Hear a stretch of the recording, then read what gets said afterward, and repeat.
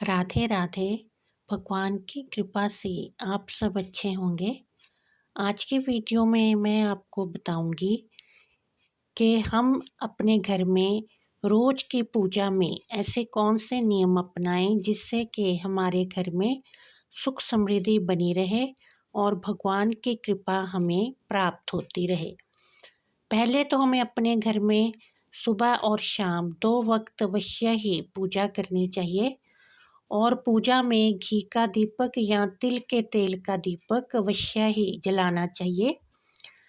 दीपक हम मिट्टी का भी जला सकते हैं, नहीं तो हमारे पास जो धातु का दीपक होता है उसे भी रोज धोकर हम जला सकते हैं।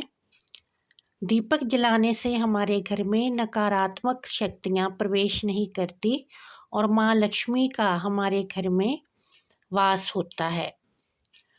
और पूजा में हमें भोग अवश्य ही लगाना चाहिए। भोग हम मिठाई, दूध और सुबह सुबह हम जब चाय पीते हैं उससे पहले भगवान के लिए चाय भी अवश्य रखनी चाहिए।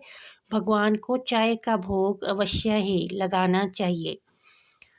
इस तरह से भोग में हम दूध भी रख सकते हैं, मिठाई भी रख सकते हैं और भगवान के भोग में हम चाय भी रख सकते हैं। लेकिन भगवान को भोग अवश्य ही 2 समय लगाना चाहिए और 2 समय दीपक अवश्य ही जलाना चाहिए।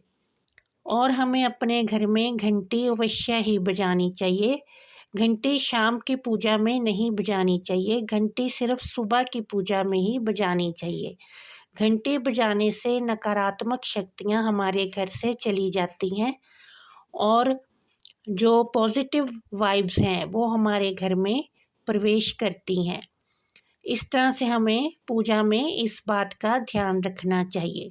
और पूजा के बाद हमें सूर्य देवता को अवश्य ही जल अर्पण करना चाहिए। इससे हमारे मान यश में वृद्धि होती है और हमारे घर में धन की भी वृद्धि होती है। और तुलसी के पौधे में भी अवश्य ही जल देना चाहिए, लेकिन पौधे में जल इतना ही देना चाहिए जितना के गमले में समा जाए। अगर जल तुलसी के गमले से बाहर गिरता है तो इससे धन का नाश होता है। इसलिए इस बात का ध्यान अवश्य ही रखना चाहिए कि जल गमले से बाहर ना गिरे। तुलसी का पौधा अगर हमारा मंदिर बड़ा है तो उसमें भी रख सकते हैं और अगर मंदिर में जगह नहीं है तो बालकनी में भी रख सकते हैं और छत पर भी रख सकते हैं। लेकिन रखना वहाँ है जहाँ पे सफाई हो।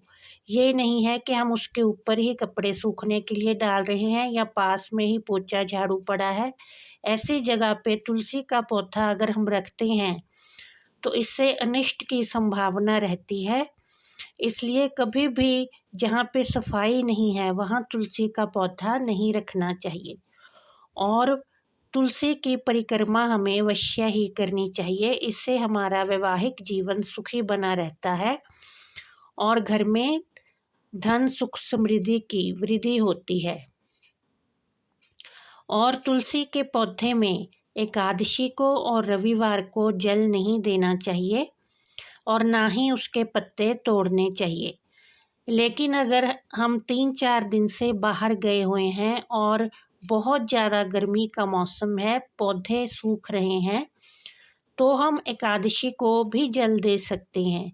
ये नहीं कि तुलसी सूख रही है और हम उसे जल ही नहीं दे रहे। ये बात है कि पत्ते नहीं तुलसी के तोड़ने चाहिए, ना ही एकादशी को ना ही रविवार को। इस तरह से हमें तुलसी के पौधे की पूजा भी अवश्य ही करनी चाहिए और शाम को तुलसी के पास दीपक अवश्य ही लगाना चाहिए। लेकिन पौधे के पास बिल्कुल ही दीपक नहीं रखना चाहिए, इससे तुलसी के पत्ते मुरझा जाते हैं और जल भी जाते हैं। थोड़ी दूरी पर दीपक जलाना चाहिए। शाम को रोज़ तुलसी के पास दीपक जलाना चाहिए। इससे तुलसी माँ बहुत ही प्रसन्न होती है और हमारे घर में खुशियों और धन की वृद्धि होती है। और हमें शाम के समय अपने घर के बाहर दीपक अवश्य ही लगाना चाहिए। अंधेरा होने के बाद एक दीपक घर के बाहर अवश्य ही लगाना चाहिए और दीपक के नीचे आसन अवश्य देना चाहिए। एक कटोरी हमें चावल की, थोड़े से चावल उसमें डाल के अलग रख लेनी चाहिए और उस पर रोज़ दीपक जलाना चाहिए। ये दीपक मिट्टी का भी हो सकता है और धातु का भी हो सकता है। अगर मिट्टी का जलाएं तो रोज़ नया दीपक जलाना चाहिए और धातु का रोज़ हम धोकर भी जला सकते हैं।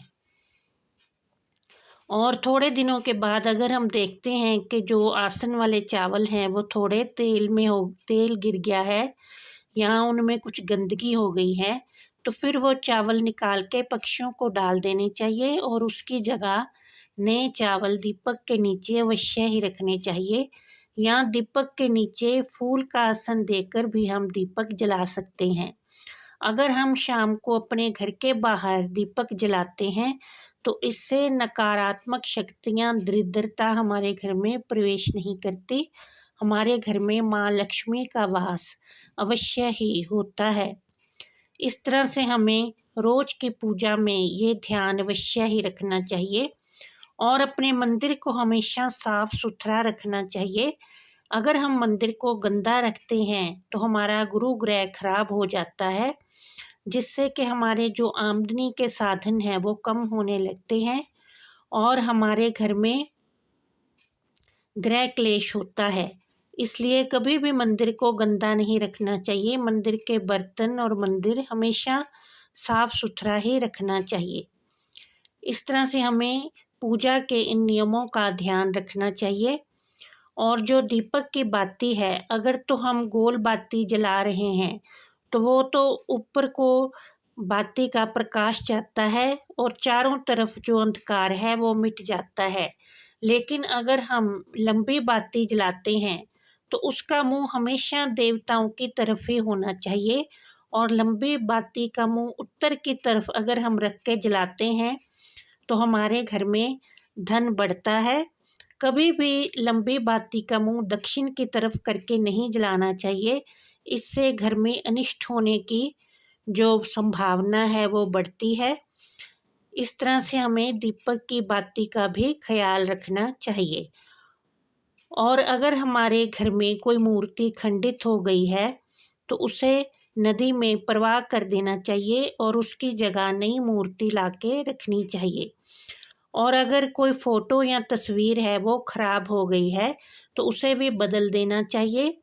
अगर हम नदी में प्रवाह नहीं कर सकते तो इन मूर्तियों को मंदिर में रखाना चाहिए। वहाँ पर वो जो मंदिर का सामान जब प्रवाह होता है तो उसमें ही वो मूर्तियाँ भी प्रवाह हो जाती हैं।